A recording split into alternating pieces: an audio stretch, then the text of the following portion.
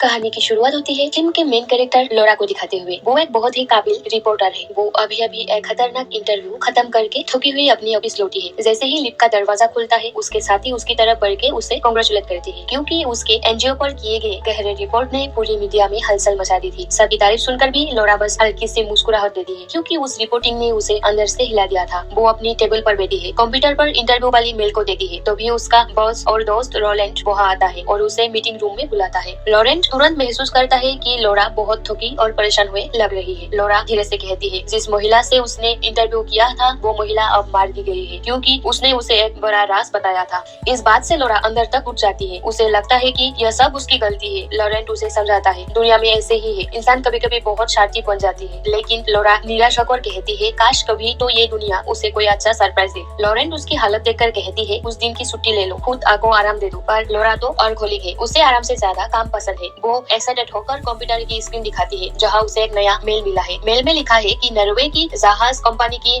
महिला मालिक को कैंसर की अंतिम चरण में है। उसके पति ने उसकी याद में एक चैरिटी फाउंडेशन बनाने का फैसला किया है और वो उस लोगों को अपनी लग्जरी यार्ड पर बुलाना चाहता है। वो चाहता है कि लोरा वहाँ जाकर इस फाउंडेशन की रिपोर्ट करे, ताकि लोगों को इसके बारे में पता चले। रोलैंड को समझ आता है कि ये तो बस अमीर लोगों का दिखावा है। लोरा हंसते हुए कहती है, हाँ यह दिखावा ही सही, पर मुझे थोड़ा ब्रेक मिल जाएगा। रोलैंड मान जाती है, पर कहती है, बस कुछ दिनों के लिए जाना। लोरा मुस्कुराकर जवाब देती है, मेरे बिना एक हफ्ते मीडिया आराम से चल जाएगा। और फिर वो निकल पड़ती है नॉर्वे की उस रहस्यमयी यात्रा पर। एक महिला स्टाफ उसका स्वागत करती है और उसकी जूतों की तरफ इशारा करती है, जिससे लोरा थोड़ा घबरा जाती है। असल में इस यार्ड पर सबको अपने जूते उतारने पड़ते हैं, ताकि डेक खराब ना हो। पास खड़ा एक आदमी मुस्कुराकर कहता है, कोई बात नहीं, पहली बार ये सब गलती करते हैं। लोरा जूते उतारते हुए हंसते हैं। दोनों अपने परिचय देते हैं। वो आदमी है एडम, एक इन्वेस्टर। उसे बाद स्टाफ शैंपल लेकर आती है। लोरा एक गिलास उठाकर धीरे धीरे सीट लेती है। तभी क्रू के प्रमुख कॉल आती है और बताती है कि लोरा को रूम नंबर 8 में रखा गया है, जहाँ से सनराइज का शानदार नजारा दिखता है। वही डॉक्टर मेट नाम की एक व्यक्ति को 7 वाले रूम नंबर 2 में रखा गया है। लोरा पूछती है, क्या आप जहाज के मालिक की बीवी के डॉक्टर हो? वो हंसते हुए कहती है, नहीं, मैं तो उसके पति रिचर्ड का पुराना दोस्त हूँ। इतने में लोरा को एक जाना पहचाना सा नाम सुना देता है। वो सिर उठाती है और देखती है वो उसका ex boyfriend photographer Ben Morgan था। एडम को लगता है कि दोनों साथ में काम करते होंगे, लेकिन बेन हंसते हुए कह देता है, हमने साथ में कुछ और भी किया है। माहौल थोड़ा अजीब हो जाता है। एडम वहाँ से हट जाती है। लोरा और बेन थोड़ी देर बात करती है। लोरा कहती है, अब तो मैं हमारी पुरानी बातों को लगभग भूल चुकी हूँ। बेन थोड़ा उदास हो जाता है। फिर सब मेहमान अपने अपने कमरों की तरफ बढ़ते हैं। रास्ते में लोरा की मुलाकात होती है मिसेस हाइडी से, जो एक आर्ट गैलरी की मालकिन है। वो लोरा को एक व्यक्ति से मिलवाने की बात करती है, जो अपनी यादें लिखवाना चाहता है।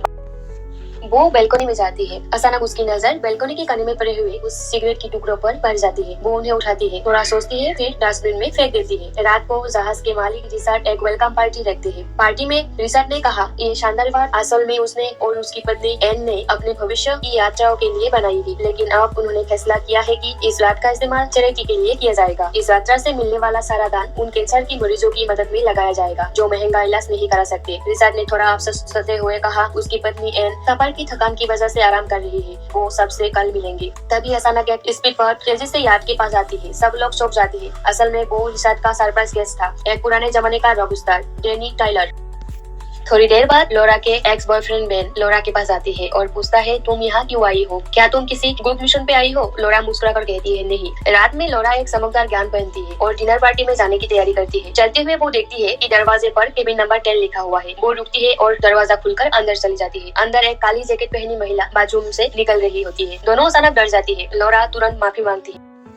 डिनर के बीच में रिचर्ड का सिक्योरिटी हेड सीक्रेट लोरा के पास आता है और कहता है कि मिसेस एन उससे मिलना चाहती है। लोरा उसके साथ जहाज की सबसे ऊपरी मंजिल के लाइब्रेरी में जाती है, जहाँ वो पहली बार उस मशहूर महिला एन से मिलती है। एन चिरमुंडी हुई महिला है, कमजोरी लगती है, लेकिन चेहरा बहुत शांत है। वो कहती है, मैंने ही तुम्हें बुलवाया था, क्योंकि मैं तुम्हारे उन रिपोर्ट्स की बहुत इज्जत करती हूँ, जो तुमने गरीब और कमजोर लोगों के लिए लिखी थी। बात करते करते एन को तेज खांसी होने लगती है। वो कहती है, मैंने अब सारी दवाइयाँ छोड़ दी है, क्योंकि मैं थक गई हूँ मरीज बनकर जीने से। फिर एन एक स्पीच का पेपर निकालती है और कहती है, क्या तुम इसे देख सकती हो? ये वो भाषण है जो मैं कल एक चैरिटी नाइट में देने वाली हूँ। लोरा पेपर लेती है और पढ़ती है तो हैरान रह जाती है। एन अपनी सारी संपत्ति दान करने वाली है। एन हल्की मुस्कुराहट से कहती है, जब तुम्हारा शरीर बरसक गर्म लाश बन जाती है तो ये सब चीजों की जरूरत नहीं रहेगी। वो बताती है, ये फाउंडेशन हमारे परिवार के गुनाह का हिसाब चुकाने का तरीका है, क्योंकि हमने सालों तक बहुत कुछ लिया है। मीटिंग खत्म होती है, दोनों तय करती है कि कल फिर मिलेंगे ताकि इस पर फरसा जारी रख सके। इस बातचीत के बाद लौरा का नजरिया पूरी तरह बदल जाता है। उसे लगता है कि ये सफर सिर्फ एक रिपोर्ट नहीं, कुछ और गहरा है। वापस लौटने वक्त वो अपनी पुरानी प्रेमी बेन से टकरा जाती है और माहौल उतना अजीब नहीं रहता। बेन अपने पुराने व्यवहार के लिए माफी मांगता है और लौरा मुस्कुराकर माफ कर देती है। रात देर से लौरा नींद में होती है, तभी एक महिला किसी कोर्ट पानी में गिरने की आवाज सुनती है। वो घबराकर उठी है, बालकनी की तरफ दौड़ती है और उसे धुंध में समुद्र में कोई इंसान नजर आता है। लौरा तुरंत समझ जाती है कोई पानी में गिर गया है। वो कमरे के इमरजेंसी फोन से स्टाफ को कॉल करती है और घटना की रिपोर्ट करती है। कप्तान तुरंत ही जहाज की स्पीड कम कर देता है। मेन ऑपरेटर का अलार्म बढ़ जाता है। पूरा जहाज इमरजेंसी मोड में चला जाता है। कोस्ट गार्ड को भी संदेश भेजा जाता है। सिक्योरिटी हेड सिग्रिड और कप्तान लौरा के कमरे में आते हैं और पूछते हैं क्या हुआ। लौरा बताती है, मैंने साफ देखा, एक औरत 10 नंबर के केबिन से गिरी। क्रू मेंबर सभी यात्रियों को गिनती शुरू करते हैं और नतीजा चौंकाने वाला होता है। कोई भी गायब नहीं है, सभी यात्री और स्टाफ मौजूद है, एक भी कम नहीं है। रिचर्ड और सिग्रिड लौरा को लेकर 10 नंबर केबिन में जाते हैं और बताती है कि यह केबिन तो खाली है, यहाँ कोई ठहरा ही नहीं है। लौरा को यकीन नहीं होता। वो कहती है, मैंने अपनी आंखों से उस औरत को देखा था। मैंने बालकनी के शीशे पर खून के धब्बे भी देखे थे, लेकिन जब सब लोग जाकर देखते हैं तो कोई खून का निशान नहीं था। लौरा को अचानक याद आता है, वो जो सिगरेट के टुकड़े उसने उठाए थे वो सबूत हो सकते हैं कोई वहाँ था। वो दौड़कर अपने कमरे में जाती है, लेकिन डस्टबिन में वो बैग गायब था। स्टाफ समझाता है, सभी केबिन दिन में 2 बार साफ किए जाते हैं, शायद उस वक्त फेंक दिए गए हो। अब सभी सबूत गायब है, सभी यात्री मौजूद है। तो कप्तान कोस्ट गार्ड को सूचना रद्द कर देता है और कहता है, यह बस एक गलतफहमी थी। लौरा जी करती है, नहीं, मैंने सच में किसी को गिरते हुए देखा। वो शायद अब भी जिंदा है। लेकिन रिचर्ड ने कहा, सबको अब सो जाना चाहिए, ये मामला यही खत्म होना चाहिए। कप्तान आदेश देता है कि 10 नंबर केबिन में अब कोई नहीं जाएगा। सभी लोग चले जाते हैं। लौरा अकेली रह जाती है उस सुनसान गलियारे में। वो डर और अकेलापन में कांप जाती है। क्या सच में मैं पागल हो गई हूँ? अगली सुबह वो देखती है कि जहाज का इंटरनेट भी बंद है। अब उसका बाहरी दुनिया से कोई संपर्क नहीं है। वो रिचर्ड के पास जाती है और कहती है, मैंने जो देखा वो सच है, मुझे सारे क्रू को देखना है। रिचर्ड दिखावे में हमें भरता है और सभी क्रू सदस्यों को बुलाता है। लौरा एक चेहरे को गौर से देखती है, पर वो औरत नहीं मिलती। वो कहती है, मैं उस टेक्निकल हेड से मिलना चाहती हूँ। रिचर्ड जवाब देता है, वो आदमी है, औरत नहीं। अब लौरा पूरी तरह उलझन में है। उसे अचानक याद आता है उसका और एन का कल मिलने का वादा। लौरा दोबारा लाइब्रेरी में पहुंची, लेकिन इस बार एन ने कहा कि उसकी तबीयत ठीक नहीं है, वो दवा ले रही है और उसे आराम की जरूरत है, इसलिए उसने लौरा से मिलने से इनकार कर दिया। ये बात लौरा को बहुत अजीब लगी, क्योंकि पिछली रात तो एन ने साफ कहा था कि उसने सारी दवाइयाँ छोड़ दी है। अब अचानक दवा खाने का बहाना क्यों? उसने अपनी ये उलझन अपनी पुराने बॉयफ्रेंड बेन को बताई, लेकिन सबको लगा कि वो पागल हो गई है। इससे लौरा बहुत निराश हो गई, लेकिन वो अभी यकीन करती है कि उसने जो देखा वो सच था। उसने बताया कि उसने न सिर्फ 10 नंबर केबिन में उस औरत को देखा, बल्कि उनसे बात भी की थी। तभी लौरा के दिमाग में एक ख्याल आया। उसे याद आया कि बेन तो सारी तस्वीरें ले रहा था। अगर उसे उस औरत की कोई तस्वीर मिल जाए तो ये साबित हो जाएगा कि वो सचमुच मौजूद थी। दोनों ने तुरंत बेन का कैमरा खोला और सारी तस्वीरें देखने लगे। बहुत सारे मेहमानों और समुद्रों की तस्वीरों के बाद अचानक एक तस्वीर देखकर लौरा चौंक पड़ी। तस्वीर में जो सुनहरे बालों वाली औरत थी वही थी जो उसने 10 नंबर केबिन में देखी थी। वो जोश में कंप्यूटर उठाकर दौड़ी और सबको दिखाने लगी। उसने रिचर्ड के सामने जाकर कहा, देखो यही है वो औरत। लेकिन बेन ने कहा कि ये तस्वीर कोई महीने पहले एक पार्टी में ली गई थी, इस यात्रा की नहीं। लौरा को यकीन नहीं हुआ। उसने वहाँ मौजूद एडम से पूछा कि क्या वो इस औरत को जानता है, क्योंकि वो भी उसी फोटो में था। एडम मुस्कुराया और बोला, नहीं, मैं नहीं जानता।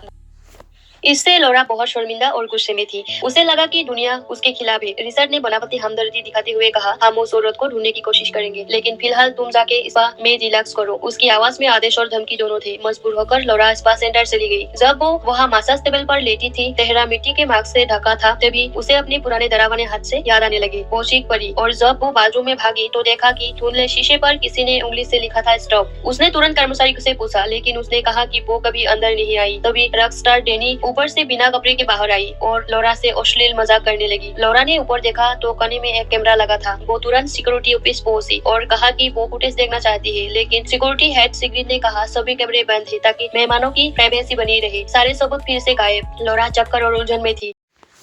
वो अपने कमरे में गई और बालकनी पर जाकर उल्टी कर दी। जब वो वापस बाथरूम में लौटी, उसने देखा कि शावर के नाले में सुनहरे रंग की छोटे छोटे बाल फंसे थे। वो बाल बिल्कुल वैसे ही थे जैसे उस फोटो में दिख रही औरत के थे। उसने तुरंत वो सबूत उठाया और बेन को दिखाया। वो बोली, अगर 10 नंबर केबिन में कोई नहीं था तो ये बाल किसके हैं? बेन ने उसे शांत करने की कोशिश की। उसने कहा, अगर रिचर्ड कल तक उस औरत को नहीं ढूंढ पाया तो मैं खुद तुम्हारे साथ पुलिस स्टेशन जाऊंगी। लेकिन उसने चेतावनी भी दी, ये लोग बहुत ताकतवर है, अगर तुमने अभी कुछ किया तो खतरा तुम्हारे लिए ही होगा। लौरा ने सिर हिलाया और फिलहाल चुप रहना ही ठीक समझा। उसने वो बाल कागज में लपेटे एक छोटे से बैग में रखे और वॉश बेसिन के नीचे छुपा दिया। शाम को सभी मेहमान डिनर के लिए एकजुट हुए। लॉरा ने ज्यादा शराब पी ली और टेक कंपनी के सीआरए लास्ट से बात करने लगी। तभी रिचर्ड ने एक फिर खाबू भाषण दिया जिसमें उसने अपनी पत्नी एन का शुक्रिया अदा किया और प्यार से उसका हाथ चूमा। माहौल बहुत कोमल था, लेकिन एन ने कहा कि वो थक गई है और आराम करना चाहती है। रिचर्ड तुरंत उसे पकड़कर ले गया। उनके जाते हुए देखकर लॉरा के मन में फिर शक उठ गया। थोड़ी देर बाद बाकी मेहमान भी नाव छोड़कर किनारे पर रहने वाले पार्टी में चले गए। अब जहाज पर सिर्फ 4 लोग बचे, लॉरा, बेन, रिचर्ड और एन, साथ में डॉक्टर मेडे। और लॉरा ने बहाना बनाया कि वो जहाज देखना चाहती है और क्रू के रहने वाले हिस्से में चली गई। उसने सुनहरे बालों वाली औरत की तस्वीर दिखाई और पूछा कि क्या किसी ने उसे देखा है। सबने मना कर दिया। वो तुरंत जहाज के डेक की तरफ भागी। जहाज स्विमिंग पूल था, ऐसे लगा जैसे कोई उसे बुला रहा हो। वो बिना होश में वहाँ चला गया। जैसे ही उसने पानी में झांका, अचानक पीछे से एक काली हाथ ने उसे जोर से धक्का दे दिया। और डरावनी बात ये थी कि पुल के ऊपर का शीशे का ढक्कन धीरे धीरे बंद होने लगा, जैसे उसे जिंदा पानी में ही बंद कर देना चाहता हो। लॉरा पानी में जोर जोर से छटपटाने लगी। शीशे को मारते हुए मदद करने के लिए चिल्लाई। पारदर्शी दीवार के पार उसने देखा जहाज के अंदर बैठे मेहमान हंसते हुए उसे देख रहे थे, जैसे कोई पागलपन भरा शो चल रहा हो। सौभाग्य से बेन समय पर पहुँच गया और उसे पानी से बाहर खींच लिया। लॉरा पूरी तरह भीग चुकी थी, कांप रही थी। उसने डरते हुए रिचर्ड और सिग्रिड को बताया कि कोई उसे मारना चाहता है, लेकिन सिग्रिड ने कहा जब वो वापस आया तो डेक पर सिर्फ लॉरा ही था। रिचर्ड ने भी पूछा आखिर कोई तुम्हें क्यों मारना चाहेगा।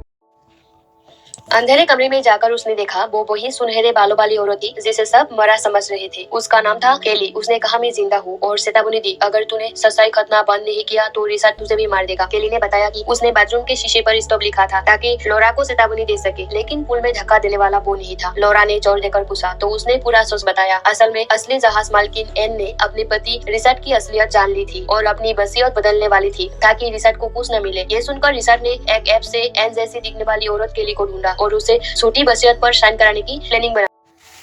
रिचर्ड ने उसे पैसों और प्यार से फंसाया, पर एन ने जहाज पर उन्हें देख लिया तो रिचर्ड ने एन की हत्या कर दी और उसका शव समुद्र में फेंक दिया। लॉरा ने जिस रात चीख और गिरने की आवाज सुनी थी वो एन की ही थी। उसके बाद से केली को एन बनकर रहना पड़ा, हमेशा डर के साए में। उसे पता था जैसे ही वो वसीयत पर साइन करेगी रिचर्ड उसे भी मार देगा। अब लॉरा और केली ने मिलकर सच उजागर करने की ठानी। लॉरा बोली जब तक वसीयत साइन नहीं होती हम सुरक्षित हैं। लॉरा ने खुद को कमरे से आजाद किया और एन का असली भाषण पत्र ढूंढ लिया जिसमें सारा सच लिखा था। उसने भागकर रेडियो से मदद मांगने की कोशिश की, पर डॉक्टर और क्रू ने उसे पकड़ लिया। पीछा करते हुए उन्होंने उसे पकड़ लिया। डॉक्टर उसे बेहोश करने वाला इंजेक्शन देने वाला था, तभी बेन वहाँ आ गया। लड़ाई हुई और बेन घायल होकर गिर गया। उसने कहा सच सबको बता देना। लॉरा ने हिम्मत करके समुद्र में छलांग लगा दी। वो तैरती तैरती किनारे पहुंची और एक टूटी झोपड़ी में शरण ली। उधर रिचर्ड केली से जबरदस्ती झूठी वसीयत पर साइन करवा रहा था। फिर वो नौकरी चैरिटी प्रोग्राम में भाषण देने लगा जहाँ वो अपनी बीवी एन की तारीफ कर रहा था। तभी दरवाजा खुला। भीगी थकी लेकिन जिंदा लॉरा अंदर आ गई। सब हैरान रह गया। उसने कहा माफ कीजिए, एन ने मुझसे कहा था उसकी कहानी सबको बताऊं। रिचर्ड ने रोकने की कोशिश की लेकिन केली ने बोली उसे बोलने दो। लॉरा ने एन का असली भाषण सबके सामने पढ़ा और रिचर्ड के झूठ, हत्या और वसीयत फर्जीवाड़े की सच सबके सामने रख दिया। रिचर्ड और डॉक्टर को वही गिरफ्तार कर लिया गया। केली को भी सजा मिली लेकिन उसने सच बोलने की हिम्मत दिखाई। बाद में लॉरा ने पूरी घटना पर एक लेख लिखा जो पूरी दुनिया में चर्चित हुआ। लिंसडेन फाउंडेशन फिर से शुरू हुआ और एन का सपना जिंदा रहा और यही फिल्म खत्म होती है। तो दोस्तों ये थी दी वुमेन इन केबिन 10 फिल्म की कहानी। आप लोगों को कैसी लगी? अगर अच्छी लगी हो तो एक लाइक जरूर करना और चैनल को सब्सक्राइब भी कर लेना। फिर से मिलेंगे ऐसे ही नई नई कहानी के साथ।